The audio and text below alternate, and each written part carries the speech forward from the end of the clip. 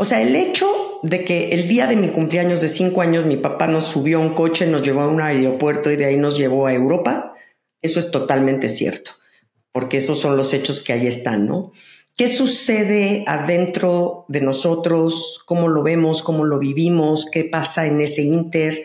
Nos secuestra durante 2 años. Esto que nos está contando Tamara Trotner le sucedió cuando era niña.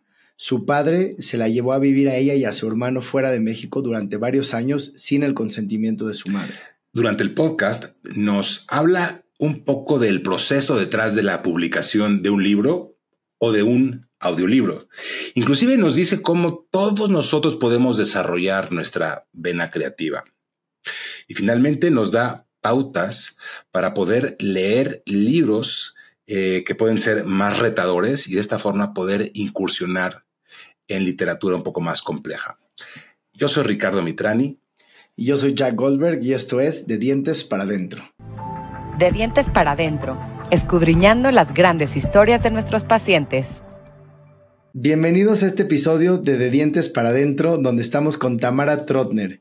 Tamara no solo es escritora, es ávida lectora e incluso recomienda libros desde hace varios años en la radio con Iñaki Manero. Tiene la maestría en literatura y el doctorado en creación literaria con especialidad en novela. Ha publicado el libro de cuentos Un último pedazo de bruma y las novelas Siempre las jacarandas y Nadie nos vio partir con Alfaguara. Bienvenida, Tamara. Gracias.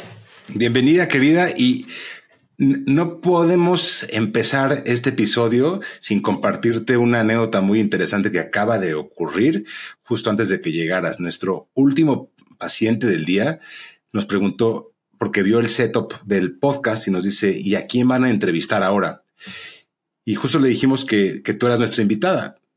Y no sabes cómo se emocionó y nos comenta que disfrutó muchísimo Nadie nos vio partir. Y algo que le llamó mucho la atención fue que el lector se puede identificar prácticamente con todos los personajes de tu obra. Y yo no sé si eso pasa tan seguido. Me parece que eso tiene que ser algo muy, muy particular. ¿Qué opinas de que alguien diga que se puede conectar con diferentes personajes? Me encanta saberlo porque la verdad es que creo que una novela cuando te atrapa es precisamente porque te puedes espejear en muchos de los personajes. Y cuando logramos hacer eso como escritor, aunque no sé si es algo que haces a propósito, me imagino que no, yo no pensé cómo le hago para que mis lectores se identifiquen con mis personajes, pero cuando sucede es mágico porque entonces sabes que le están entendiendo como a los 360 grados de esta historia, ¿no? Entonces... Pero Nadie nos vio partir, aparte es autobiográfica. Y nos encantaría preguntarte qué es lo que te mueve a compartir parte de tu vida en esta novela. Híjole, yo creo que esta historia es algo que traía yo adentro en ebullición desde muy chiquitita y creo que me convierto en escritora mucho, en parte porque tengo esta necesidad de sacarlo. Desde muy chica yo mi forma como natural de comunicarme era escribiendo, ¿no? O sea, si me peleaba con una amiga le mandaba una carta, si me cortaba un novio le escribía un poema. O sea, esa era como mi forma natural de escribir, de comunicarme. Y teniendo esta historia en ebullición, pues 1 más 1 son 2 y entonces se junta como mi necesidad de escribir con la historia que ya traigo adentro y nace Nadie nos vio partir.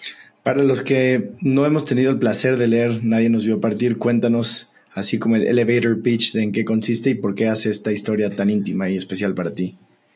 Nadie nos vio partir es una historia, yo la llamo más que autobiográfica, la llamo de autoficción. Autoficción es un término que me gusta mucho usar, lo acuñó un hombre que se llama Serge Dubrovsky en los años 70 en Francia, porque él dice que aunque quieras escribir autobiografía, finalmente estás escribiendo ficción, porque realmente todos aquellos eventos de los que nos acordamos pues están teñidos de la memoria, del paso del tiempo, de lo que te han contado, ¿no? Y sobre todo eventos de cuando eres muy chiquita.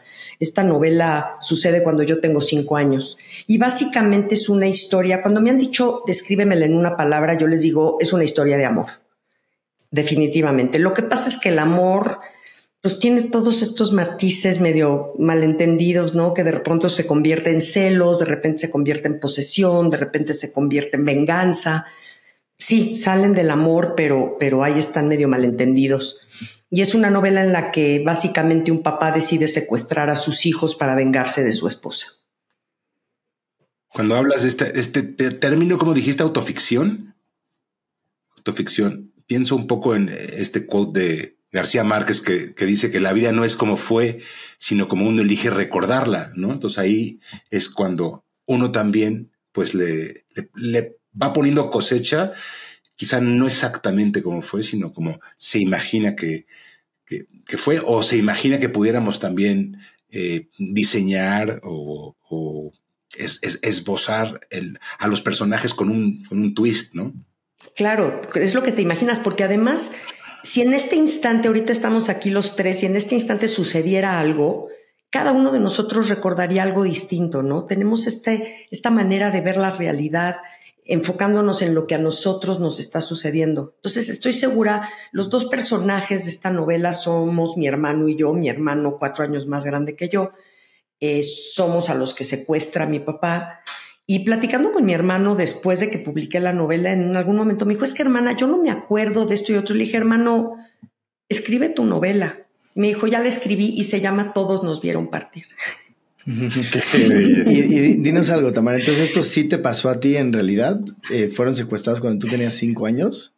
Sí, o sea, el hecho de que el día de mi cumpleaños de 5 años mi papá nos subió a un coche, nos llevó a un aeropuerto y de ahí nos llevó a Europa, eso es totalmente cierto, porque esos son los hechos que ahí están, ¿no? ¿Qué sucede adentro de nosotros? ¿Cómo lo vemos? ¿Cómo lo vivimos? ¿Qué pasa en ese inter? Nos secuestra durante 2 años. Pero el secuestro, ¿te refieres a que se los lleva en contra de su voluntad, pero tenían una vida normal allá o estaban encerrados cuando estaban en Europa? No, qué bueno que lo dices, Jack, no, para nada. Y de hecho, en toda la novela esto se maneja como el viaje de los niños, así lo maneja mi mamá. Hasta la fecha mi mamá no habla de un secuestro, dice, ¿cuándo fue lo del viaje de los niños? Y no, claro, mi papá sí nos lleva diciéndonos que nos va a llevar de viaje.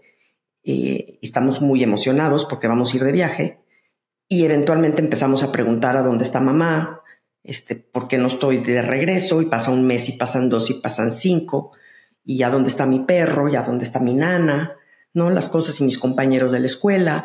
Entonces, sí, no es un secuestro en el que te meten en una cajuela, te tapan los ojos y te golpean, no, pero emocionalmente sí de pronto hay tapadas de ojos y golpes emocionales fuertes, porque sí te manejan, ¿no? Sobre todo hay una parte muy importante. La novela empieza con un párrafo donde habla de una mesa redonda, un teléfono gris de disco y 2 niños volteando hacia arriba viendo a un papá diciéndole supuestamente a la mamá, es que ¿por qué no quieres ver a tus hijos? Es que ellos te quieren ver y te extrañan, ¿no? Y este papá colgando y los niños diciendo, ¿por qué no nos quiere mi mamá? O sea, ¿qué hicimos? Porque además a esa edad los niños se culpan, ¿no? De cualquier cosa, cuando los papás se divorcian, cuando se pelean, como que tú eres el culpable. Entonces yo sí me recuerdo en ese momento de decir, ¿qué pude haber hecho tan grave para que mi mamá no me quiera volver a ver? Oye, lo que me llama muchísimo la atención y que nos compartes, que le dices a tu hermano, pues escribe tú tu novela y pienso que, porque evidentemente él es uno de los personajes que tú describes y él se lee y dice, pues no me estás describiendo desde el lugar donde yo me percibo, pero sí lo estás describiendo quizá desde el lugar de donde tú lo percibes, lo cual me parece desde un punto de vista pues experiencial, es que cada uno nos sentimos y nos vibramos diferente. Entonces, desde la óptica de cada quien nos podemos ver distintos. Y volvemos a lo que dijiste, Ricardo, porque justo porque este paciente tuyo dices que me identifiqué con todos los personajes, creo que es precisamente eso que estás diciendo, ¿no? ¿Y qué impacto tuvo para tu familia el que hayas tenido el valor, el coraje de escribir este libro? Y una vez que lo publicas, ¿qué pasó después? Mira, mi decisión tuvo que ser, pido permiso, les pregunto, les aviso, los entrevisto, ¿no? Me voy a cosas históricas, me voy a buscar recortes de periódico, o me echo un clavado a esta niña que además desde que regresó del viaje, a quien se dejara le contaba la historia. O sea, yo me sentaba en el patio de la escuela y se la platicaba a mis amigos, pero se la platicaba a mis novios, pero a mis amigas, ¿no? Era una historia que yo a la mínima provocación contaba.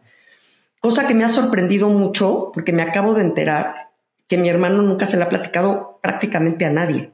O sea, acabo de estar con una amiga de mi hermano que llevan siendo amigos 30 años y cuando en algún momento le dije, no, porque entonces cuando nos robaron y fuimos, y ella dice, ¿quién los robó? ¿De qué estás hablando? Le dije a mi hermano, ¿nunca lo has contado? Me dijo, no. Entonces sí teníamos hasta formas distintas como de pues reaccionar ante el evento. Entonces mi familia, yo decidí no preguntar, no pedir permiso. Sí tuve que tomar la decisión de desnudarme completamente y decir, ahí va. Esto es lo que sucede, esto es lo que me pasó, esto es lo que yo experimenté. Aclaro mucho en la novela, y eso es algo que creo que es importante, que es una parte de ficción, sobre todo cuando desnudo a los demás, ¿no? La vivencia de la niña, la experiencia de la niña sí es mía. Todo lo demás, y hasta les cambio los nombres, y en la novela lo digo, cuando una persona se convierte en personaje, le cambias el nombre. Entonces cambio los nombres de todos los personajes precisamente para hacerle claro al lector, hay una raya que divide la realidad y la ficción. ¿Y tu papá vive todavía? No. Tengo un papá y un padrastro que los dos fungieron como padres y ninguno de los dos vive. Oye, se me ocurre ahora que te escucho narrar esto, y por cierto, felicidades que la novela ya va por su 6ª edición y que ya cruzó los 10,000 ejemplares, cosa que es un número importantísimo, ¿no? No se consigue fácilmente. Pero se me ocurría preguntarte lo siguiente. El artista, cuando escucha, el músico, cuando escucha su obra después de haberla compuesto unos años después, o el pintor cuando ve su pintura después de haberla pintado muchos años después, tiene muchas veces este ojo, este oído crítico. ¿Qué pasa con el escritor después de años de haber escrito la novela? ¿Se te antoja de repente decir, oye, aquí quisiera hacer una modificación? ¿La aguantas o en la siguiente edición sí la haces? Cuéntanos un poco de eso. Me pasa cada 30 segundos, básicamente. Sí, por supuesto, porque además fue muy curioso, porque antes, o sea, mientras que la estaba yo escribiendo, como que le preguntaba yo cosas a mi mamá sin decirle que era para la novela, y le preguntaba cosas a mi hermano y le preguntaba cosas a personas, ¿no? Para irme orientando. Y bueno, algunas cosas me dijeron, otras no. Y desde que se publicó la novela, no sé la cantidad de cosas que me han contado. Entonces es así como, o sea, no me la podías haber dicho hace 3 años cuando estaba escribiendo la novela. Entonces, y sí, creo, yo ya no la vuelvo a leer. La escribí, la leí decenas, si no es que cientos de veces en lo que la corregí, en lo que la edité, todo. La publiqué. Luego la volví a leer cuando la grabé para hacer el audiolibro y nunca más. O sea, no la he vuelto a leer porque sé que me entraría una angustia tremenda de querer meter cosas o quitar cosas o corregir cosas. Me acuerdo mucho de Gabriel García Márquez, que hablábamos de él, que cuenta que iba, creo que con la edición 38 de 100 años de soledad en un tren para regalársela a un amigo y que de repente se puso a corregirla, ¿no? Y me acuerdo mucho de eso porque sí, yo creo que como escritor nunca sientes que está terminada la obra. O sea, la obra se termina porque te dicen, me la entregas para publicarla, nada más. De hecho, recordamos que hace unos meses así te vimos porque estabas por publicar o por entregar un par de obras que creo que se te ocurrió la complejísima tarea de comprometerte con 2 obras simultáneamente, ¿cierto? Cierto. Sí. Ha sido un proceso difícil, digamos. Una de ellas ya está, se llama Pronunciaré sus nombres y ya la voy a grabar porque esa es para Audible, es para esta plataforma de Audible y esa la voy a grabar la semana que entra. Y la otra, bueno, estamos ahí viendo a ver qué sucede con ella. Qué increíble. Oye, y la gente que está escuchando, pues habrá alguien que haya escrito, pero habemos muchos que no hemos escrito formalmente, hemos escrito artículos nosotros y así. Cuéntanos, ¿qué crees tú que se necesita para animarse y decir, voy a escribir porque tengo algo que contar? O sea, ¿cuándo es demasiado tarde o cómo hace uno para decir, me voy a rifar y lo voy a hacer? Fíjate que me lo preguntan muchísimo, sobre todo cuando doy clases porque de repente doy cursos, ¿no? De técnicas de escritura y me preguntan muchísimo, bueno, es que yo no sé escribir, me dicen, no, yo no sé escribir, es que yo nunca podría, pero es que a mí me encantaría. Y de veras, todos podemos escribir. ¿Qué se necesita? Siéntate y escribe.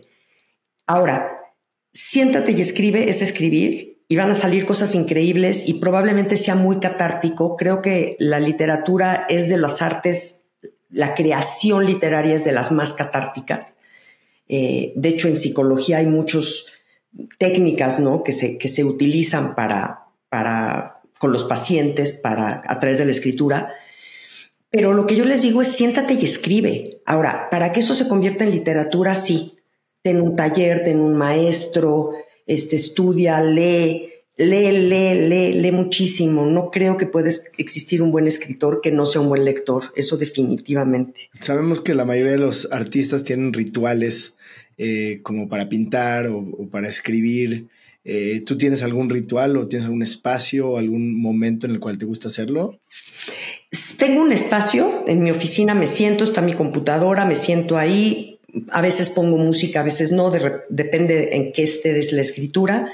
No tengo un horario fijo, aunque generalmente utilizo las tardes, porque en las mañanas voy a mi clase de yoga y entonces ya de ahí me sigo a hacer cosas y generalmente en las tardes escribo. No tengo un ritual fijo, aunque sí me cacho, ¿no? Sentándome, acomodando la silla, poniéndose, como que te cachas así como entrar en el túnel de la concentración y la inspiración.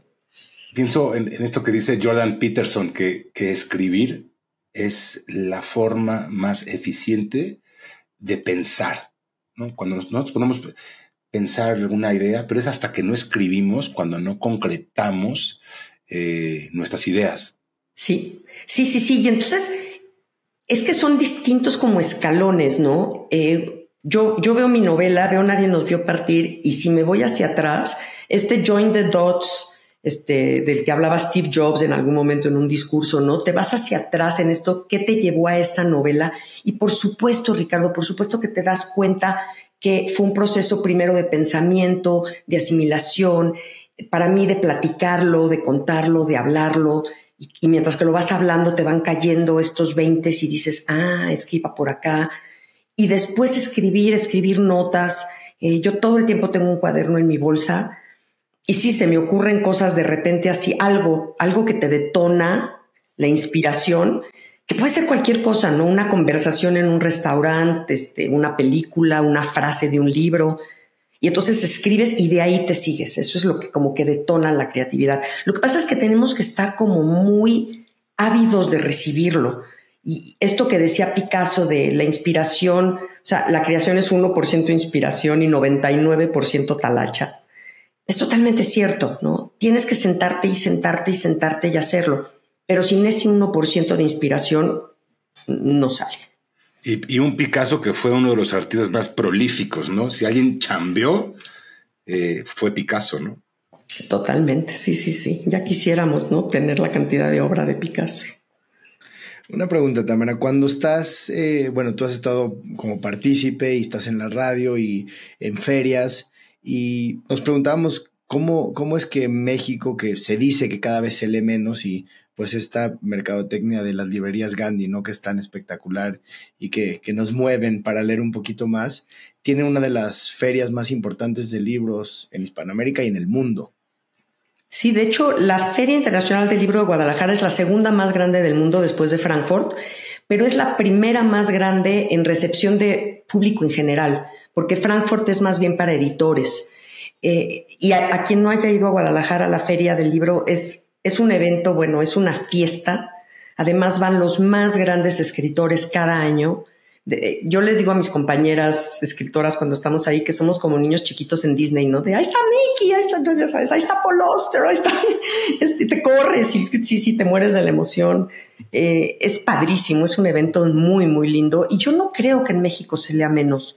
Yo la verdad, por lo que he visto y lo que he visto con los escritores y en las editoriales, yo creo que en México se lee mucho y se está llegando a leer bien, o sea, se lee buena literatura. La verdad es que no tendríamos por qué hacernos de menos. La cuestión es sí, el leer es un músculo, el leer es un aprendizaje. No hay ninguna persona que sea una buena lectora si no desde chico fue entrenado a leer y a leer bien.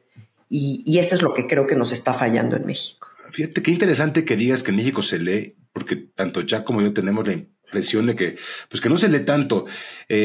Si vas a espacios públicos, transporte público, o vas a una delegación, por ejemplo, y ves a la gente que está ahí, pues ves a la gente como que papando moscas, ¿no? No veo este hábito de tener un libro como a lo mejor lo ves en otros lugares. Me encanta escucharte decir que desde tu percepción no es el caso. O a lo mejor hoy día la gente está leyendo el celular, pero antes como que veía que pues a lo mejor tenían el Chanoc o el TV Notas, ¿no? Pero no ves que tengan un libro en las manos. A nosotros en el consultorio, a mí en particular me llama muchísimo la atención y celebro cada vez que viene un paciente con un libro en la mano. Me encanta. Y preguntarles, ¿qué están leyendo? Pues te pasa a ti mucho cuando vienes, siempre vienes con un libro en la mano.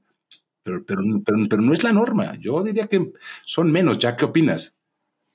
Yo creo que, y personalmente a mí me gusta mucho leer, pero en los últimos años me he cambiado mucho a escuchar. Siempre estoy escuchando y leyendo un libro, pero yo creo que a lo mejor puedo acabarme 3 o 4 audiolibros por uno que leo. Y eso también, será estilo de vida, tengo hijos chiquitos. Y yo quisiera, hablaste tú que grabaste ahorita un audiolibro para Audible. ¿Qué diferencias ves tú desde el lado de la creadora de este contenido o de esta literatura y como usuario, las diferencias entre leer en un libro físico, como decía Ricardo, que ya cada vez lo vemos menos, y escuchar? Yo adoro los audiolibros. Yo también todo el tiempo estoy escuchando un libro y leyendo otro, siempre. Adoro los audiolibros. Además, me he dado cuenta que creo que mi memoria auditiva es mejor que mi memoria visual. Entonces, los libros que escucho me acuerdo más y durante más tiempo que los libros que leo. Es algo increíble. Y la verdad es que la gente mucho dice, no lo leyó, lo escuchó. O sea, como que lo minimiza.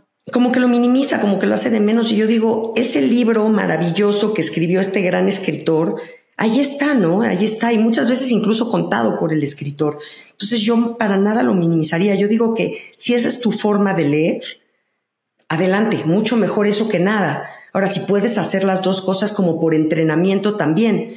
Pero yo siento que los audiolibros son una herramienta espectacular. No. Evidentemente estamos nosotros ahora conversando en este formato de podcast, pero que la idea es que, y muchísima gente escucha podcast mientras va en el coche, pero mientras estás manejando, la verdad que el recurso del audiolibro es fantástico porque puedes hacer esas dos cosas. Es de las únicas cosas que cognitivamente puedes manejar y escuchar al mismo tiempo y no embarrarte, es decir, ser lo suficientemente efectivo manejando y a la vez captar lo que estás leyendo, ¿no? Claro, sí, no, y es maravilloso. O sea, yo me he dado cuenta que de veras se me van como agua, como dices, Jack. O sea, ya se me acabó un audiolibro y ya se me acabó otro. Y tengo esto de los créditos en Audible. Y no, claro que no. O sea, siempre uso el crédito y luego uso otro y compro otro, ¿no? Porque nunca me alcanzan. Ahora, ya que están atascado, déjame decirte, es tan atascado que escucha, pero lo escucha en 2X. Entonces está consumiendo así a lo bestia. ¿Cómo le haces? En 1.5. Depende del libro, pero sí lo que decías, Tamara, que particularmente me encanta y busco audiolibros que sean narrados por el autor, porque sí le mete un feeling completamente diferente. Y hay muchos audiolibros que son narrados por varias voces, que eso también lo hace muy interesante, se hace como una obra de teatro. Claro, déjame que les cuente porque yo, como les digo, escribo la novela, ¿no? Me tardo 2 años y medio en escribir la novela. Cada semana llevando capítulos para corregirlos con mi taller, entonces vueltos a leer. Luego la llevo a Alfaguara, me dan correcciones, se las vuelvo a leer. O sea, todo un proceso de lectura, ¿no? Y según yo ya tengo asumida esta historia, perfectamente asumida. A mí ya no me toca nada, yo ya es perfecto. Y me dicen, oye, te queremos hacer el audiolibro, te vamos a mandar castings de voces.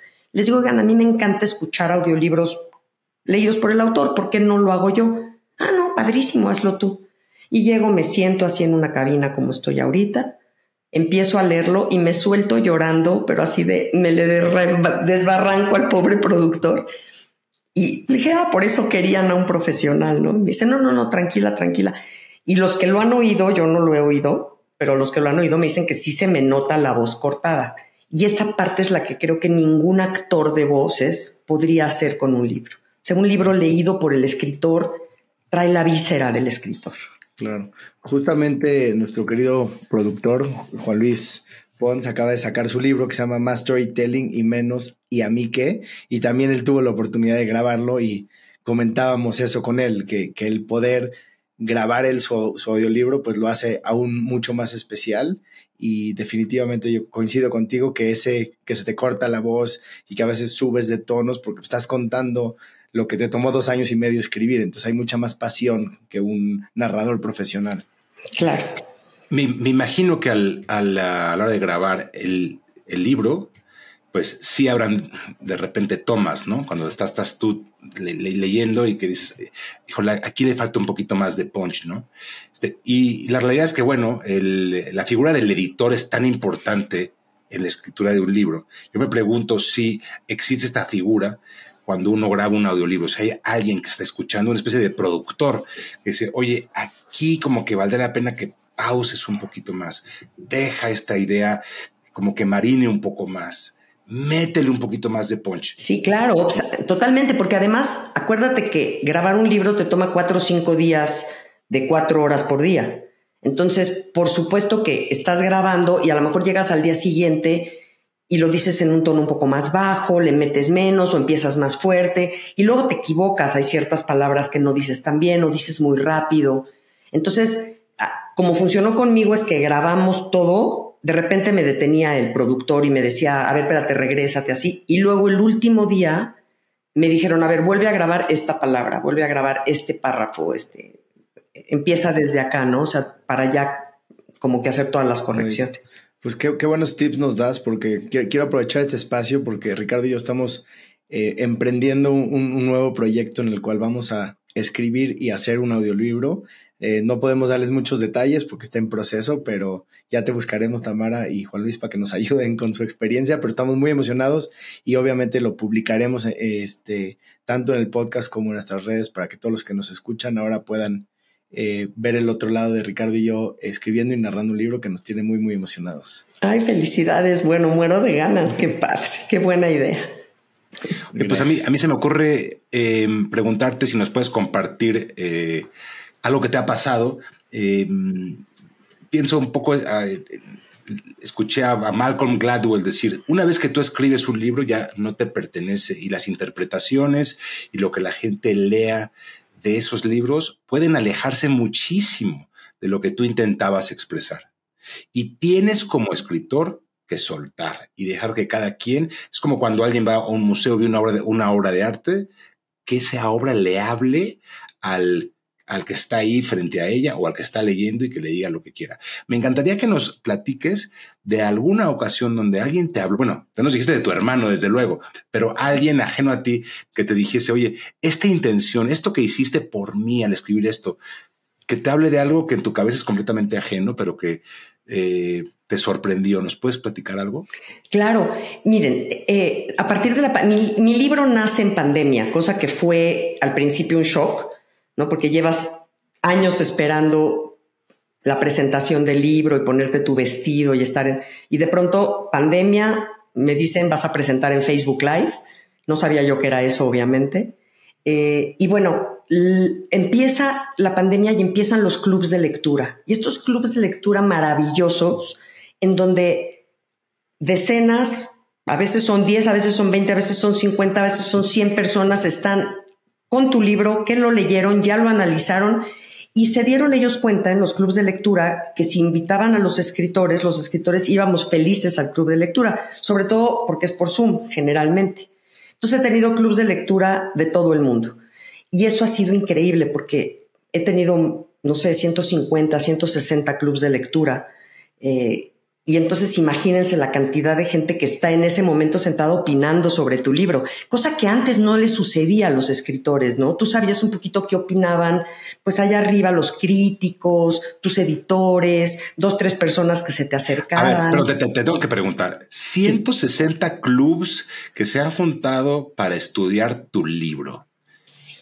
Eso increíble, es ¿verdad? Wow, eso es una belleza, qué cosa. Es increíble. Y en los 160 te dicen, oye, muchísimas gracias por haber aceptado estar acá. Y les dices, ¿cómo? O sea, la agradecidísima soy yo, imagínate. O sea, fuiste, compraste mi libro, lo leíste, lo analizaste y hoy además me invitas a compartir, a ver las experiencias. Es súper enriquecedor y eso es algo que sí nos regaló la pandemia y que yo espero que ya sigue, ¿no? Ya a pesar, y ahora ya muchos de ellos son en vivo, entonces te invitan a la casa y entonces estás ahí con las personas y es padrísimo. Entonces me han sucedido, Ricardo, de esas experiencias que dices cualquier cantidad, ¿no? En alguna de ellas, una que fue bellísima muy al principio, en algún momento yo dije que mi papá había muerto y que por suerte yo me había reencontrado con mi papá y nos habíamos perdonado mutuamente todo esto que había sucedido. Porque después de 30 años de no verlo, nos reencontramos, lean la novela para saber de qué se trata, pero... Y entonces dije, en el momento en que estaba yo enterrando a mi papá, agradecí tanto haber estado en paz, que pensé qué horrible sería estar enterrando a este hombre con rencor adentro, ¿no? Guardar este rencor que ya no tienes por dónde sacarlo. Y muy poco tiempo después, no sé, como 6 meses después, me escribió una persona y me dijo, oye, un cuate, me dijo, estaba yo en el club de lectura, dijiste eso, decidí ir a ver a mi papá porque llevaba sin verlo 20 años. Nos encontramos, platicamos, hicimos, y mi papá murió ayer. Y te tengo que agradecer porque eso hizo toda la diferencia. Entonces, ese tipo de cosas que ni siquiera salen en la novela, pero salen a raíz de la novela, son regalos espectaculares. Qué increíble, ¿no? No sabes no dimensionas la cantidad de gente que puedes tocar cuando haces. Y nos ha pasado a Ricardo y a mí también con este experimento que empezó siendo un experimento el podcast, cómo se acerca gente a decirte es que en ese episodio o tal cosa que dijo el participante o nosotros, algo me movió y cambió y realmente es increíble y es un regalo que hay que tomar, ¿no? Con mucha humildad y seguir compartiendo, que es lo más importante. Claro, totalmente. Y sí, como que en un enorme agradecimiento de tener la oportunidad, ¿no? De llegarle a personas. Y me pasó otra cosa increíble. Hay una cosa, no sé si ustedes saben, que es la violencia vicaria. Pues yo no sabía tampoco. Y entonces me llaman, me buscan y me dicen, oye, Tamara, te queremos entrevistar en el Instituto Nacional contra la Violencia Vicaria. Y a mí aprendí que tú dices siempre sí y ya después averiguas. Entonces les dije, sí, claro, feliz, y me metí en Google qué es violencia vicaria. Pues resulta que la violencia vicaria es el daño que ejercen los hombres en contra de sus parejas utilizando a sus hijos. Y es solamente los hombres hacia las mujeres por una serie de razones que ya platicaremos otro día. Pero entonces me dijeron, oye, ¿puedes entrar? Es un Facebook Live. Les dije, sí. En ese momento yo no tenía idea, pero en ese momento hubo más de 800 mujeres que estaban en ese momento padeciendo violencia vicaria. ¿Qué quiere decir? O les secuestraron a los hijos o los lastimaban. Casos incluso que mataron a los hijos para vengarse de las mujeres, ¿no? O sea, unos casos terribles. De ahí me buscaron de Argentina, MAMI se llama el instituto, que es lo mismo. Entonces, algo que yo no sabía que existía, hoy ya fui a hablar al Congreso en México, al Congreso de Nuevo León, y resulta que mi novela, que para mí es una novela de mis vivencias, yo de niña escribo y entonces hago esto, ahora se ha vuelto como un estandarte contra la violencia vicaria en México. Y dices, híjole, o sea, eso que dices, ¿no, Ricardo? Ese alcance, Jack, ahorita que me decías, ese alcance que puedes tener sin jamás esperarlo, ni imaginártelo. Incapaz de dimensionar cómo la gente puede absorber y cómo la gente puede ser tocada por lo que haces y por lo que dices. Y ese es el legado y quizá también la valentía del artista de atreverse a compartir algo que puede ser interpretado de muchas formas. Uno pensaría a veces malinterpretado, pero pues cada quien lo interpreta como quiere. Ese es el arte, ¿no? Claro. Aquella expresión que invita a que se absorba de la forma en la que el que la está disfrutando lo elige. Disfrutando o sufriendo, o sufriendo, porque sí me ha pasado en muchos clubes de lectura que veo los cuadritos, ¿no? Y están 2 o 3 llorando en los cuadritos, que no pueden ni hablar porque algo les tocó, alguna fibra les tocó, en algún instante les tocó y es precioso porque creo que a todos nos gusta sufrir un poco si esto que te está haciendo sufrir es realmente valioso, ¿no? Ahora que hablas del sufrimiento, el episodio que salió la semana pasada, que es el episodio 35, entrevistamos a una mujer increíble, a Tuti Sánchez. Ha corrido 57 maratones y hablábamos 58. De la disciplina y del sufrimiento. Entonces, ahora cuéntanos cómo explicarías tú cómo es esa disciplina de escribir un libro y qué sufrimiento y qué pasa emocionalmente mientras estás escribiendo. Ser escritor es un arte muy solitario. Muchas veces los pintores se pueden juntar en talleres y pintar juntos. Supongo que componer música no tanto, pero escribir te tienes que sentar solo en un lugar a escribir. Entonces sí es un proceso muy, muy solitario. Y entonces cuando estás metido en esta búsqueda que necesariamente tienes que ir escarbando, ¿no? Hacia adentro, porque los libros que no tienen ese clavado interno se les nota y es literatura que pues ahí está no, 50 Shades of Grey, por ejemplo, pues es una novela que vendió 200 millones de ejemplares o no sé cuántos y a mí me parece, o sea, directa para la basura. Entonces, que no me oiga la escritora, pero o sea, la verdad es que sí siento que si no te metes y te das ese clavado y realmente sientes visceralmente lo que estás escribiendo, pues no sirve. Y entonces, y sí meterte duele. Yo quise preguntarte, ¿y esa literatura chatarra, que para alguien tan estudiosa como tú, con un doctorado, ¿qué crees que tiene esa propuesta de 50 Shades of Grey que vende tantos ejemplares? Es facilota y a los seres humanos y últimamente más nos gusta lo fácil. Oye, pensando en los que están acostumbrados a leer justo libros facilotes, ¿pudieras compartirnos 3 libros facilones, pero que linealmente o gradualmente te van llevando a poder aspirar algún día a toparte con Ana Karenina o una obra de Tolstoy que es tan compleja de leer, ¿no? O James Joyce o todos estos monstruos que tú has leído y que has estudiado, ¿no? ¿Se te ocurren 3 obras que son suficientemente fáciles como para no intimidar, pero a la vez lo suficientemente bien estructuradas como para llevar a la gente en este proceso? Mira, yo creo que el realismo mágico, o sea, sí, Gabriel García Márquez, por ejemplo, tiene estas novelas que son deliciosas de leerse, no son extremadamente complicadas.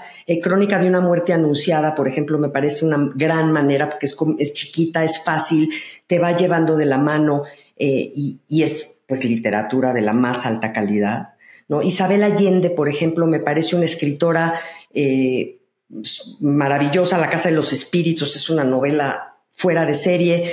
Ha escrito ya muchísimo más Isabel Allende, quizá, no sé si de menos calidad, es una muy buena escritora y te puede meter. James Joyce básicamente es para muy poca gente. Ni siquiera te podría decir que yo, o sea, sí lo leí en un curso durante 6 meses, estuvimos leyéndolo y estudiando cada letra y cada palabra, y yo no lo recomendaría, ¿no? O sea, si a mí me dices, pero sí te recomendaría, por ejemplo, a Dostoyevsky, ¿no?